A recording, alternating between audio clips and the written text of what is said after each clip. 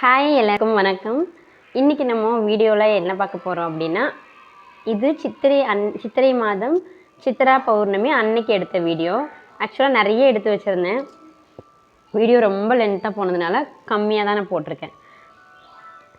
இது காலையிலேயே ஆக்சுவலாக பூஜை பண்ணணும்னு பிளான் பண்ணியிருந்தேன். நான் என்றைக்கெல்லாம் அப்படி பிளான் பண்ணேன்னா அன்றைக்கெலாம் பாப்பா தூங்கவே மாட்டாள்.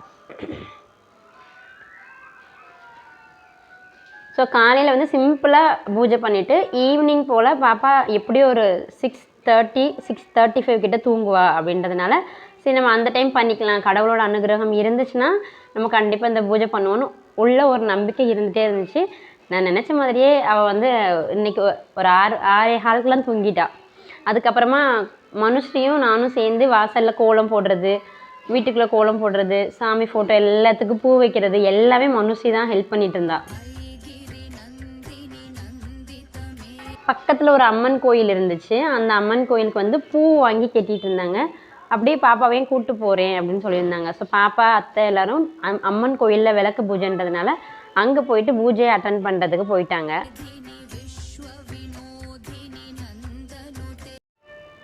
இன்றைக்கி நெய்வேத்தியமாக நான் கடவுளுக்கு என்ன வச்சுருந்தேன்னா, பச்சை பயிறு சுண்டல் மாதிரி வச்சு சக்கரை பொங்கல் போட்டு பாயாசம் மாதிரி தண்ணியாக தான் வச்சுருந்தேன். அத்தையும் பால் பாயாசம் செஞ்சுருந்தாங்க. ஸோ நிறைய பாயாசம் வேறு வீட்டில் இருந்துச்சுன்றதுனால கம்மியாக தான் பண்ணியிருந்தேன். எல்லா பூஜைக்கு ரெடி பண்ணதுக்கப்புறமா விளக்கேற்றி சாமியெல்லாம் கும்பிட்டேன். எந்த ஒரு தொந்தரவும் இல்லாமல் நிம்மதியாக கடவுளை மனப்பூர்வமாக நினச்சி கும்பிட்டேன். மனசு ரொம்ப சந்தோஷமாக இருந்துச்சு. இந்த மாதிரி ஒரு மன நிறைவு, மன திருப்தி எந்த ஒரு பூஜையிலும் எனக்கு வந்ததாக இது வரைக்கும் ஒரு அனுபவம் இல்லை. பட் இது எனக்கு ரொம்ப ஆத்ம திருப்தியாக இருந்துச்சு. கடவுளோட முழு அனுகிரகமும் வருஷத்தோட மாதத்தில் கிடச்சிச்சு. இதே அனுகிரகம் இதே கடவுளோட அனுகிரகம் எனக்கு இந்த வருஷம் ஃபுல்லாக ஒவ்வொரு பௌர்ணமி பூஜைக்கும் இருக்கணும்னு நான் ரொம்ப கடவுளை வேண்டிக்கிறேன். இந்த வீடியோ பார்க்குற எல்லாருக்கும் நான் கும்பிட்ற கடவுளோட முழு அனுகிரகமும் ஆசீர்வாதமும் கிடைக்கணும். நீங்களும் வாழ்க்கையில் எல்லா விதமான செல்வங்களையும் பெற்று சகல விதமான சந்தோஷத்தோடு நீங்களும் இருக்கணும்.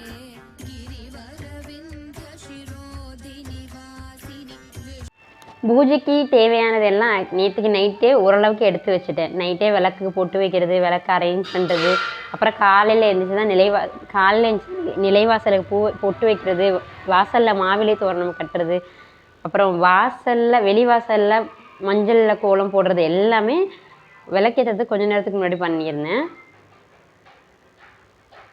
காலையில் பண்ணது ஒரு சில வேலைகள் தான். இதில் ஒரு சில வேலைகள் சாயங்காலம் தான் பண்ணியிருந்தேன். அவங்க அப்பா ஆஃபீஸ் போயிருக்கிறதுனால அவங்க இல்லை பூஜையில், நான் மட்டும்தான் இருந்தேன்.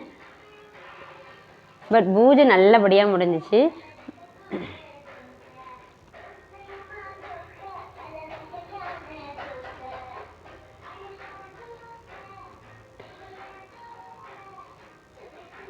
நான் எங்கே பாப்பா தான் முழிச்சிருவாளான்னு மனசுக்குள்ளே ஒரு பயம் இருந்துகிட்டே தான் இருந்துச்சு. அதனால தான் நான் கரெக்டாக தொட்டில் பக்கத்தில் உட்காந்துருந்தேன். லைட்டாக அவள் உசும்புனாலும் என்ன பண்ணுவான்னா தொட்டிலேருந்து தலையை இந்த பக்கமாக போட்டுருவா, இல்லாட்டி காலை கீழே வச்சு டபக்குன்னு உட்காந்துருவா. ஸோ அந்த ரெண்டு ரீசனும் சில டைம் மனசில் ஓடுனுச்சு. பட் இருந்தாலும் கடவுள் மேலே பாரத்தை போட்டு உட்காந்து நிதானமாக பூஜை பண்ணிகிட்டு இருந்தேன்.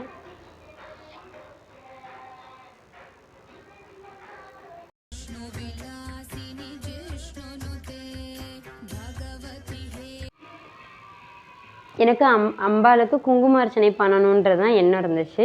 பட் குங்குமார்ச்சனை பண்ணிவிட்டு அந்த குங்குமத்தை நெத்தியில் வச்சோன்னே எனக்கு கொஞ்சம் அந்த நெத்தி கொஞ்சம் அலர்ஜி ஆயிடுது. சரி நம்ம பூவாலேயே அர்ச்சனை பண்ணிடலான்னு சொல்லிட்டு தான் பூவாலேயே பண்ணிட்டேன். என்னவோ இந்த டைம் மஞ்சள் கலர் செவ்வந்தி அந்த பூ கிடச்சிச்சு. அதனால் மனசுக்கு அதுவும் நிறைவாக இருந்துச்சு. இல்லைன்னா பூவே சொன்னால் இவங்க வாங்கிட்டு வர மாட்டாங்க, இல்லைன்னா பூ இருக்காது. 2 ஆப்ஷன் தான். இந்த டைம் இருந்துச்சு.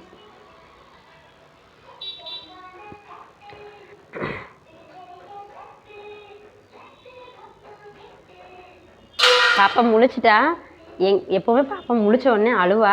இன்றைக்கி என்னன்னு தெரில, பை காட் கிரேஸ் மேடம் அழவே இல்லை. அமைதியாக உட்காந்து நான் பூஜை பண்ணி முடிச்சதுக்கப்புறம் அந்த விளக்கெல்லாம் அப்படியே பார்த்துட்டே இருந்தா.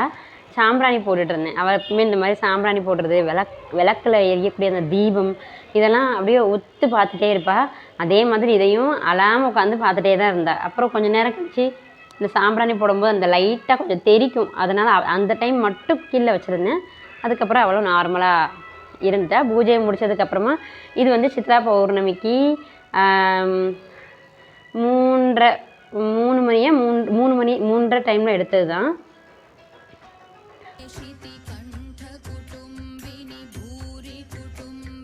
ஏன்னா அந்த டைமில் தான் சந்திர பகவான் வந்து நடு உச்சியிலேருந்து கொஞ்சம் இந்த பக்கம் வந்திருந்தாங்க. ஆக்சுவலாக அந்த டைமில் நான் முழிக்கிற டைம் தான். பட் நிலா தெரியும்னு எதிர்பார்க்கல.